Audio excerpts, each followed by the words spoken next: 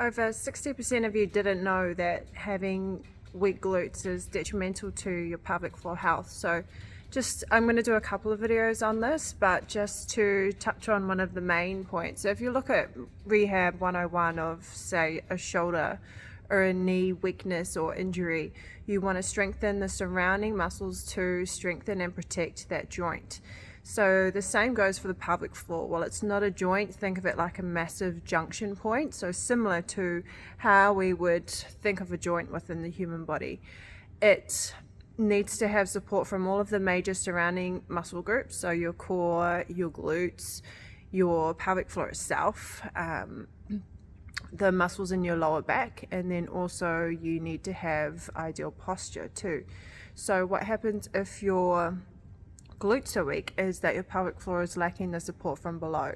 It's also usually joined with weakness of the core, and then you have an instability through your pelvis with your posture as well. So that can cause tightness in your hip flexors and your lower back, which will again just inhibit the function of your glutes and your core. So while all of this is happening, you got to think about what's happening to your pelvic floor. It's that junction point, and it's taking a lot of extra force, and it's doing a lot of extra work that it wouldn't normally have to do if it had the support from all of its friends in the surrounding muscle groups. So for example, a jump, if you're landing from a jump and you don't have strong glutes, strong core, you don't have good posture, you don't have strong legs, the pelvic floor will act as a shock absorber to that force and the impact of that landing.